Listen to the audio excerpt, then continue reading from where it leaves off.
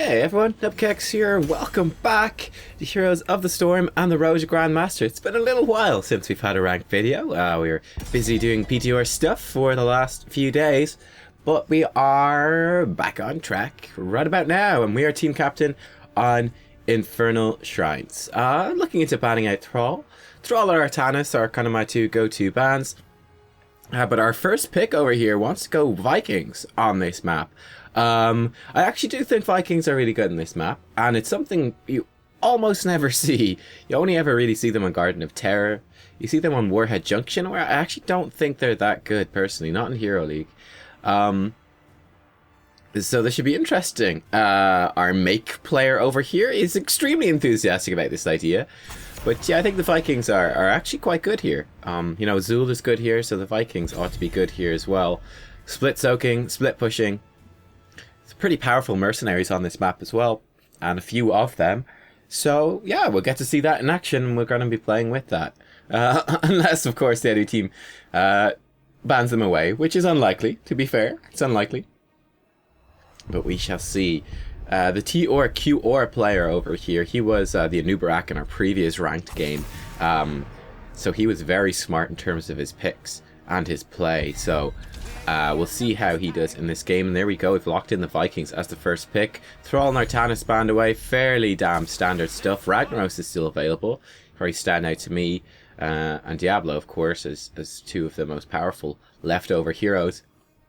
Going to be Team Grab's False Side as their first pick. He's a very good counter against the Vikings. That global pressure, that huge wave clear, and the big safety that he brings.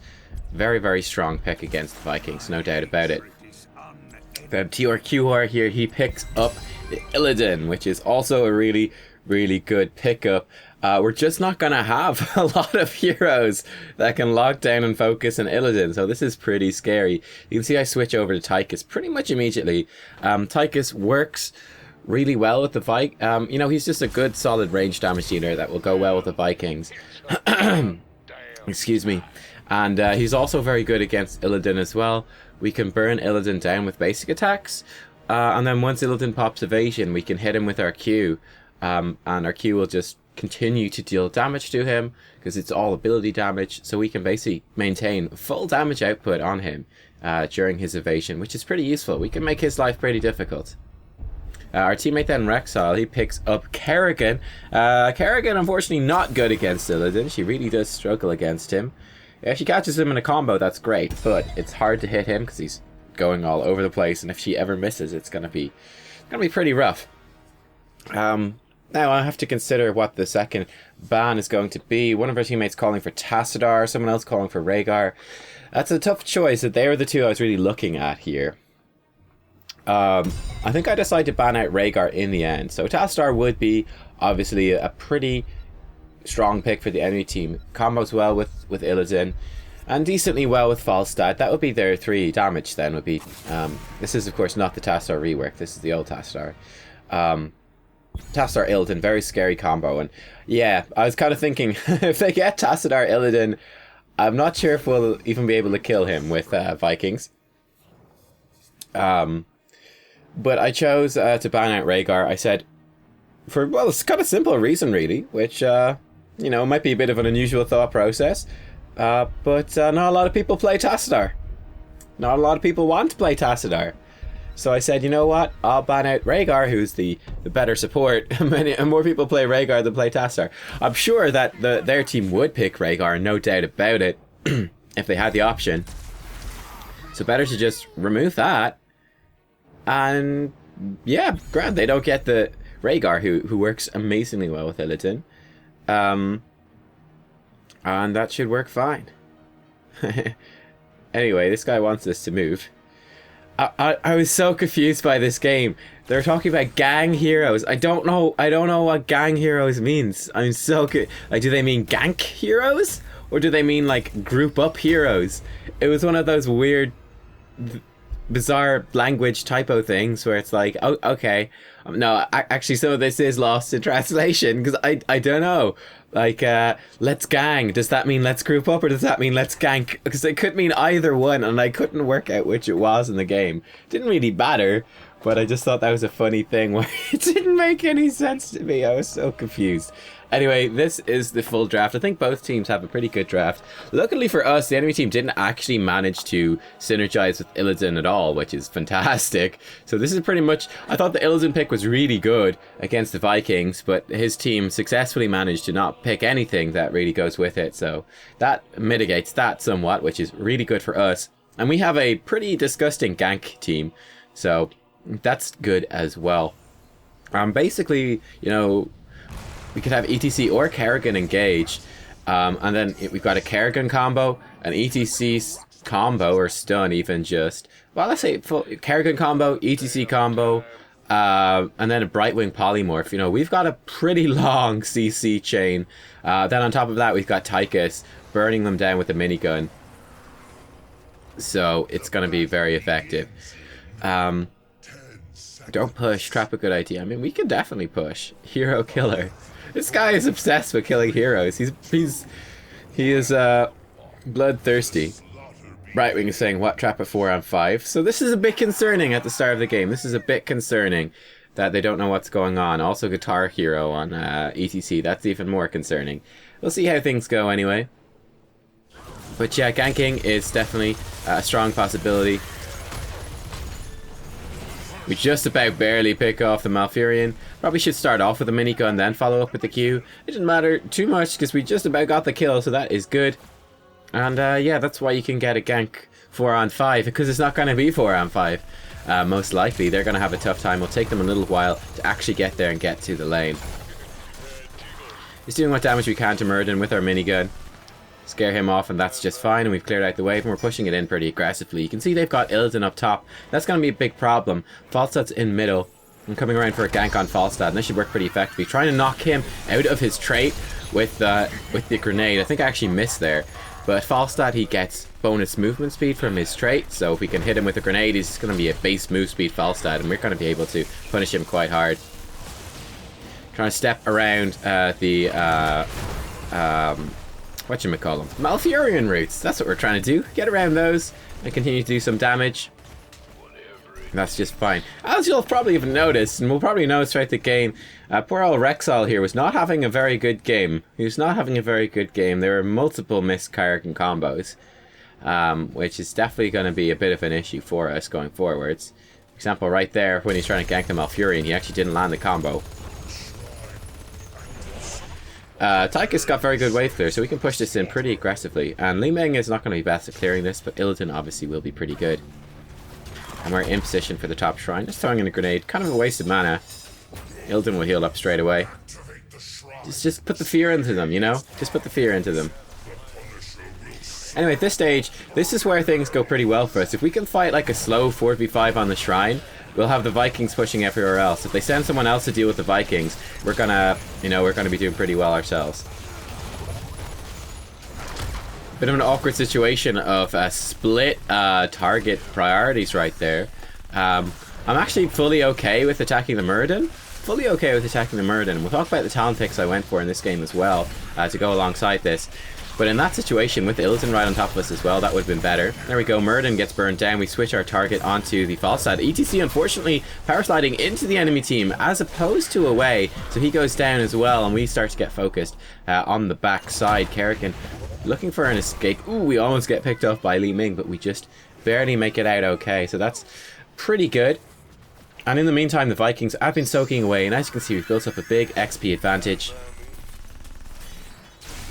So hopefully they're making the most of their push here and the time they've got free. It looks like they're actually not succeeding in pushing anything down. He grabbed the siege camp, and that's okay.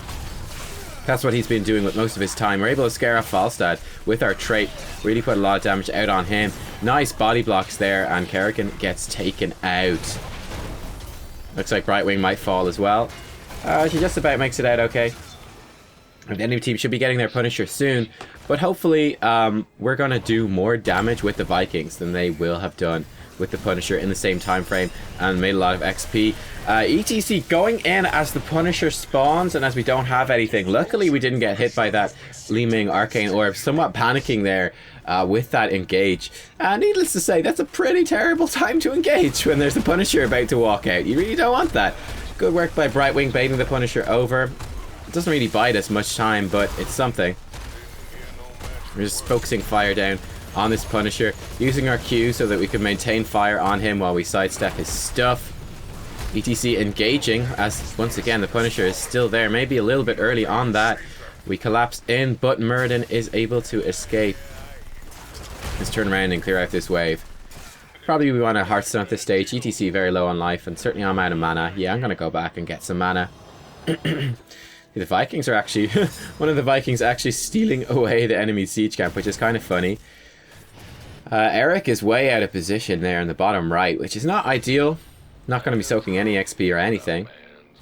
I mean, if you're going to stand that far back, just Hearthstone and run back. But oh well. I'm going to run up top, letting my team know. I'm going to come up here and clear this lane. We got no Vikings there. And our teammates can just sort of push in that siege camp fairly safely. As you can see, Tychus got very good wave clear with the QW. We can create a lot of pressure pushing stuff in. Now, I see a Viking is coming up. In the meantime, our friends, our team are fighting down bottom. 2 of them are dead. Make that probably 3. Make that 3. So 3 of our team members die. ETC is pinging me for help. It's obviously my fault that he got himself killed. Well, that sucks. Tychus gang. Again, I don't know what it means. Does it mean group up? Does it mean gank? I could have sworn that they wanted to build a gank team earlier because they wanted Kerrigan. But now Tychus gang... it means group up. But anyway, he was saying it's okay to gank Murden because he overextended hard. I would say, considering the fact that, you know, you pounced on the so-called overextending Murden and lost 3 heroes for 1, I'd say he wasn't overextending. I'd say he was perfectly in position. But yeah, I mean, there's nothing we could do there, really. We pinged we were going top. There was no rush. There was no need to force a fight. Our teammates chose to do so when they were outnumbered and paid the price for it. So that's just kind of bad luck, unfortunately. Let me get up the talent calculator so I can get you the names of all of the talents and stuff. Because I did go for a very different build in this game to fit with the needs of this particular composition, which is a very single target focused thing. Apparently it's a bad move to grab the bruiser camp while we've got a Viking in top lane. During this phase. It's going to buy us so much time. He's got Merklord, so it's going to do so much damage. It's a really good idea to pick that up. We go in hard on the Murden and have to be gusted away by Falstad because Murden's simply taking too much damage. We throw down a Draken Laser Drill in the middle, get that focused onto Falstad, try to hit him with a grenade. I think we actually missed. Start burning him down, but a huge cleanse actually comes out from what's his face? From Malfurion, whose name I can never remember in this. And we do push the enemy team off of the shrine, so that's something. Now the bruiser camp has been defeated in top lane. We have a siege camp pushing in middle. Once again, we've got a Viking in top, which isn't doing anything, and that's a big problem. That's a really big problem. But we do kill Murden. We're able to take the shrine, and that's good. So that's really important, actually, for Viking stuff, right? All right, just some Vikings basics. But when you see the Viking is now dead, but he had a really good opportunity there. When you see that the whole team goes down, like, let's say they all go down bottom lane. That's a classic example to say push top as hard as you possibly can. You instantly get your Viking there and just get him attacking that wave like crazy and get that wave burnt down as quickly as possible. And kind of ironically, he stayed in the brush for ages, and then as soon as it got dangerous again, he walked out and got instantly killed. I believe that Illidan may have used... I don't think he used the hunt. Couldn't quite hear the sound effect. Doesn't matter too much though. But nice enough bait from the enemy team. They pull the Punisher past the fort. But we do get 1 fort down. And we have taken a fairly substantial structural lead. We're going to be able to take out the siege camp now as well. This is one of the very important things to do with the Vikings. Ignore what the ETC was saying earlier. Taking merc camps is very important. You can do it so quickly because you're so free to roam multiple heroes. And you can burn them down and clear them out at a rapid speed. Then get them pushing alongside the Merc Lord Vikings. Like, for example, this merc camp here, it's got Merc Lord on it. It's going to be doing so much damage. We can invade this bruiser camp as well. Once again, in the top lane, you can see we've got a Viking there, which is doing nothing, which is a big problem. I didn't notice this in game. I'm just kind of noticing this stuff now. All right, he's making his way bottom. That's okay. But again, I'd say like there was a perfectly good top lane there where she could have fought over. I actually slightly body blocked the ETC with the laser. It's not my intent, but I figured they were engaging hard. They do engage hard. We pick off Illidan pretty much instantly, so that's a really big win for us. Murden's in a tough spot, but he does make it out to his fort. Laser doing a bit of damage off the back end. And things are looking okay. We're kind of backing off here. Looks like ETC actually power slid in. Pretty bad idea. We're trying to poke what AoE damage we can into the enemy team, but that tranquility is pretty much going to cancel it out without too much trouble. And yeah, there you go. So for the talents I went for in this game, went for Press the Advantage at level 1, dead standard. Run and gun, our E, our dash will improve our basic attack range by 35% for 4 seconds. There's a big ass fight happening right here. At level 4, this one's very important. I picked the bigger they are. This doubles the effectiveness on our minigun on targets above 40% health, but it does nothing to targets, that's a bad grenade, on targets below 40% health. Excuse me. So this is awesomely strong. By far the best talent in this tier in my opinion. But this just, it means that our minigun over the 3 seconds with this talent does 48% of the target's max health as just free damage that cannot be mitigated, which is unbelievably good. And this makes Muradin, excuse me, I've got something in my throat today. It makes even Muradin an extremely realistic kill target. You know, with the bigger they are, you know, let's say ETC catches him in a power slide, Kerrigan catches him in her combo. Within that time, we dash forward with our E, we've got that bonus range, activate our minigun, just start pumping shots into him. Watch this now. Okay, she missed the combo, but look how much damage we do to that Muradin. Look how much damage we do to that Muradin. Most of that is our minigun damage. We will shred 48% of its max HP off within 3 seconds. So a 3-second stun chain, which we can do with what we've got, we can pretty much completely kill a Muradin without him even being able to activate Avatar. It's absolutely amazing. Now, the issue is, of course, that this Malf has been very good at his cleanses. That's a very big deal. Baylog was looking there for a flank, a play to win flank. He didn't pull it off correctly though, and we're in some trouble. We don't get a good minigun off. We get Falstad focused down pretty well. Illidan has moved in. Probably should swing around and focus him. Well, stuff has kind of gone to shit. Possibly Kerrigan missed a combo there as well. Not entirely sure. Wasn't paying attention, but I had noticed when I was playing that she missed a few combos, even in team fights. Unfortunately, with the play again, flank not working out too well for us. We do lose out in the shrine. And that kind of sucks. We might have time to take the bruiser camp right now, but I decided to not do that, not risk that. The Vikings are pushing bottom lane and mid lane. So we're going to lose this fort. The enemy will equalize XP somewhat. But we will still probably be ahead even after this Punisher. We'll probably still be ahead even after this Punisher.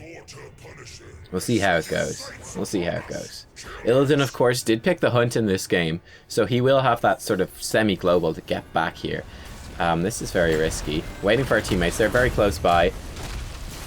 I'm able to get stunned. It's not a huge deal. Get rooted as well. This CC chain is pretty huge. Probably actually could have turned around a little bit earlier and started focusing some fire back in. Doesn't matter too much. But you can see the level 7 talent I chose also playing a pretty big role here. I grabbed Relentless Soldier in this game. Being stunned or rooted grants 25 armor for 3 seconds. Makes us a lot tankier. A lot tankier. I figured, hey, the Punisher stuns. They've got Muradin stuns. They've got the Illidan, well, I didn't know at the time, but Illidan actually picked the hunt, so that's another way to trigger a stun. And then Malf roots. I said, we've got a lot of ways to trigger this. This should be pretty good. Kerrigan clearing out the wave. Vikings go in for a play again, flank. Unfortunately, ETC got caught in the roots. It was a nice roots. Their Malf played really well in this game. Like you can see, he's had really good roots so far. He's had really good cleanses so far. He's really the one that's like has them even in this game so far, in my opinion. Has been the Malfurion. He's played a phenomenal game. He's played really, really well. We're going to clear out this bruiser camp, get that pushing. And then probably look for some ganks. ETC sitting alone in middle. Not sure what he's hoping to achieve there. But he's there. That's nice. He's hanging out with the Vikings. He's keeping them company. Maybe he'll move now. The rest of us are with him. Maybe. There we go. He's on the move. Awesome. Awesome. He wanted to take a cigarette break. He's just having a little break. Get a bit of a breather. That's okay. Yes, okay. You don't need to play the game if you don't want to. In this stage now, we're looking for a potential gank. In top lane, the enemy team have cleared that out and got the bruisers. I'm going to come down here and wipe out this wave. The Viking is pushing in. This stage we see nice enough pick actually. I'm arriving a little bit late. Throw down the laser beam. We burn down the Illidan. He's almost dead. Turn around, burning down Muradin as well. He has popped his thing. Kerrigan has popped her heroic as she's in the midst of the team. Fortunately, ETC gets picked off pretty much immediately, and then huge damage comes out from the resets from Li Ming, and we go down. Olaf goes down. Everyone goes down. Brightwing goes down as well. And pretty brutal. That's all of us dead. We've got one Viking left alive. The enemy team looks like, yeah, they've got Illidan, so they're just going to push in, and they're going to win the game at this stage. The other Viking dies too, unfortunately. So we'll go over that last team fight in the end and talk about what went wrong. ETC. By the way, if you guys, ETC, he's probably going to start up his own channel where he's going to basically teach you a whole bunch of things that will make you categorically worse at the game. So, yeah, if you want to learn things like the Lost Vikings don't work on this map, or that Tychus or Brightwing aren't good with the Lost Vikings, you guys know where to go. You'll be able to find out all of that sort of information so that you can go into Hero League with really bad prejudices and incorrect information, so you can mislead your team in multiple ways too. So yeah, just stay tuned for that, guys. I'm sure it'll be starting up soon. Needless to say, Tychus is really good with the Vikings. Brightwing is just fine, and the Vikings are pretty good on this map. And it was pretty dead even until that last fight. I mean, we were actually, you know, to be fair, we're probably ahead in the game until that last fight. So there's really there was really no large issue there, to be honest with you. There's no large issue. So he's completely misguided in that sense, unfortunately. But oh well, we'll check out the stats. I'll check out the talents, and then we'll go over that last fight. As you saw the stats, we'll actually go back to them. I flicked through them real quick. Relentless Soldier, Draken Laser Drill, Spray and Pray, Armor Piercing Rounds. I'll talk about why I did that talent build, and we'll look at that last fight as well, so I'll be back in a second. Alright guys, here we are. We're going to do this a little bit differently, actually. Got to use my streaming software to record this bit so I can kind of control the speed in real time and show you some of this stuff. So I've already slowed the video down a little bit. Might slow it down a bit more. And oh, I can also show you the talent build and talk about why. Anyway, if we look at this, you can see in terms of the stats from that game, as we walk away from it, excuse me, I'd say the Viking siege damage is pretty low. That's definitely something to note. Now, they did soak well, but I'd say probably their siege damage ought to be higher. Their hero damage is also really low. We're kind of hitting the point in the game where they would have started participating in team fights. We didn't quite get to see that, unfortunately. Then we've done a lot of hero damage, but the hero damage on the rest of the team is pretty low.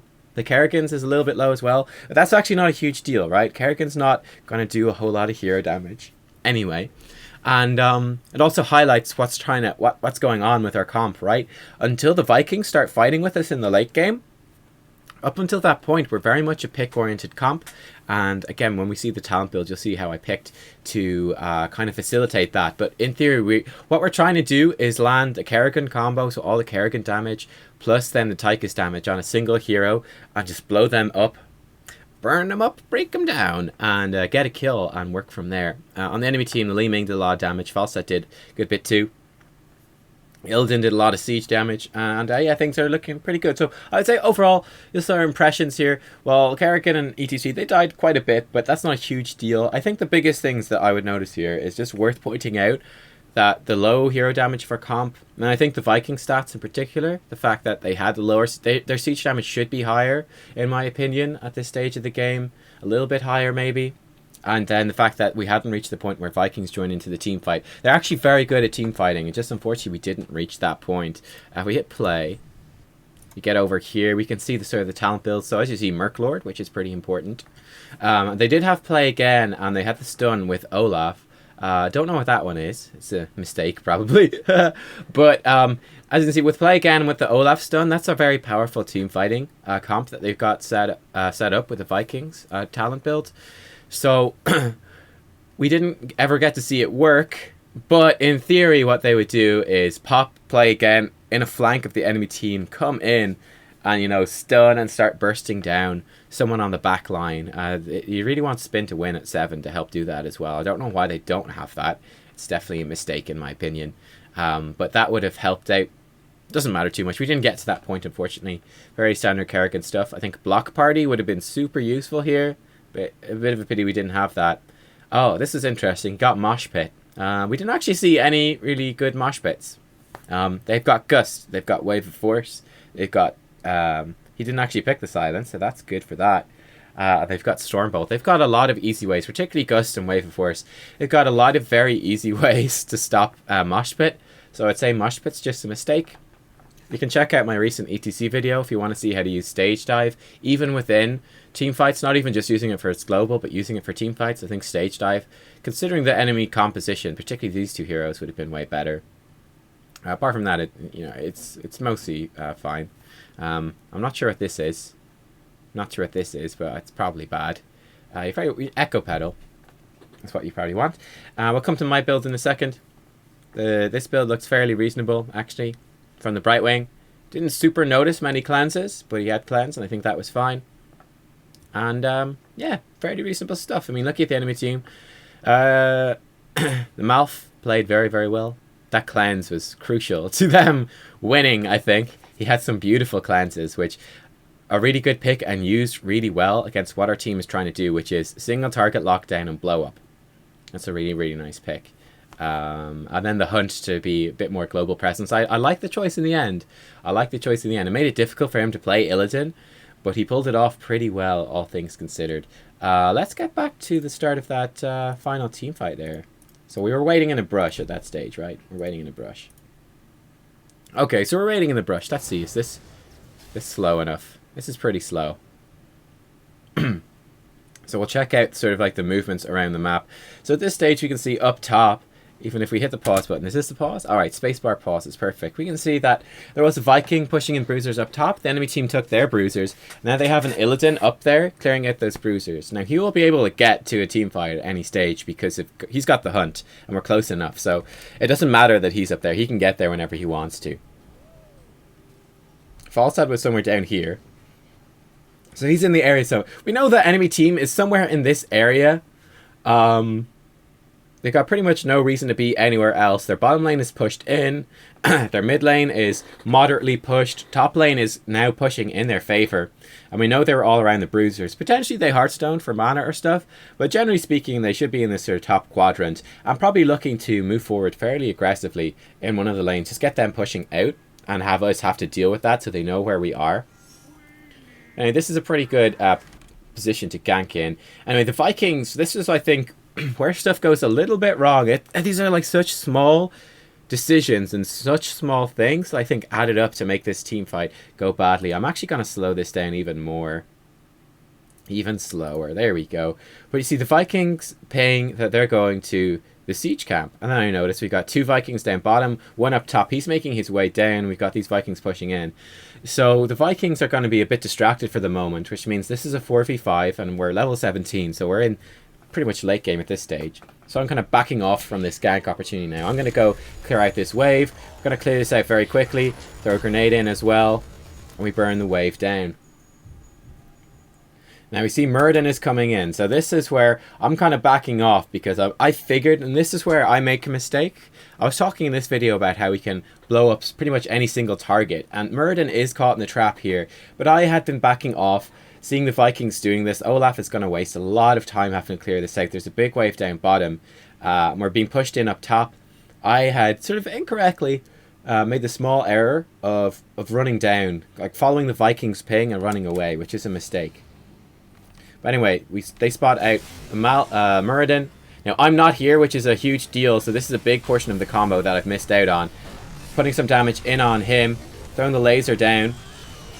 Kerrigan misses the combo, which is a huge deal, but we do at least chase him away. Mosh Pit actually went down on the side. Let's actually watch that back again. Let's watch that back again, because I missed some stuff. We'll pause our way through this. Make it a bit more clear. Anyway, Muradin comes in, he Stormbolts the Kerrigan, thinking he's caught her out of position. Polymorph and the Power Slide overlap, which is a problem. A mild problem. The Brightwing Q does miss. So they knock him back. I dash in, activate the minigun, and start firing in. We see the hunt come in, and the whole enemy team is arriving here from the northwest. So this is, I would say this is like kind of the, you can see the issue here as well, and this is part of why I was moving away, is considering the map position, that the Vikings have gone back over here. This is also a problem. This is a big problem. We'll come to this in a second. But considering that the Vikings have pinged, they're going for the siege camp, and how we're getting pushed in and where the enemy team ought to be, I was kind of backing off from that. Wanted to push out middle, get vision up there, come out, clear this, and then push in bottom, and then maybe deal with top. Just kind of bide our time. Get to late game with the Vikings are really good in late game. They're level 20. They're Fury of the Storm.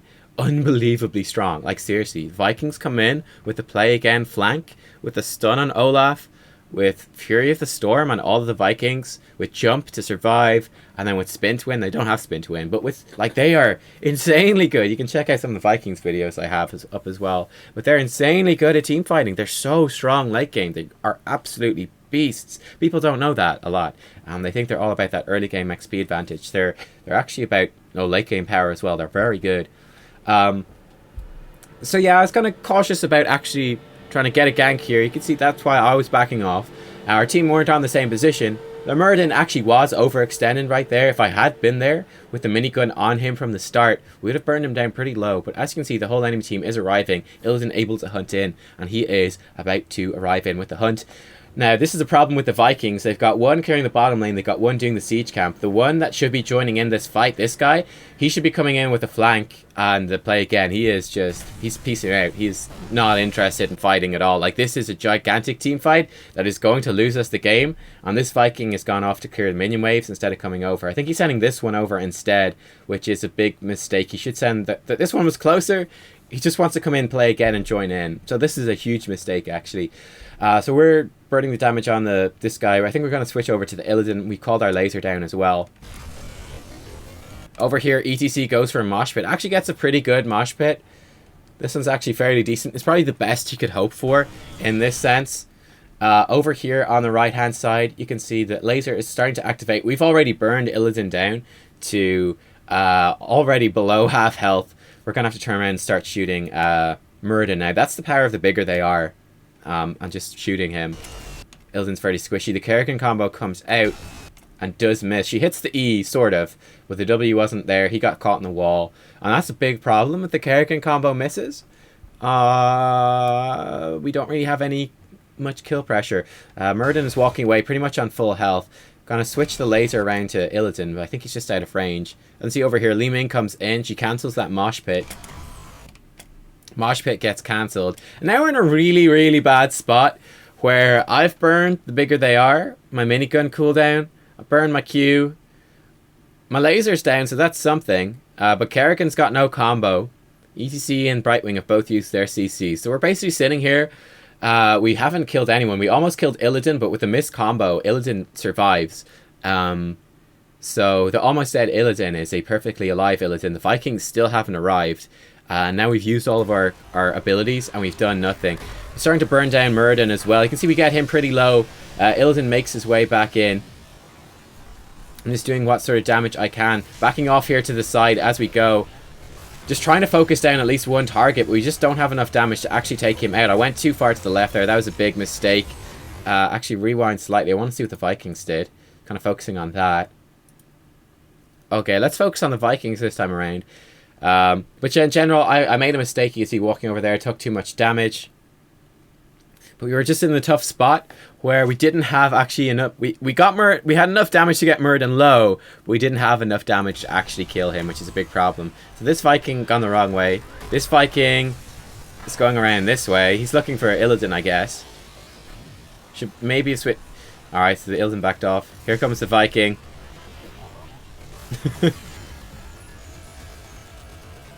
Oh, he realizes. And yeah, at this stage we're all dead. We get picked off by combos. So you can see the sort of stuff that's going on. He didn't even get to use play again. So you can see the big problems right there. The big problems right there.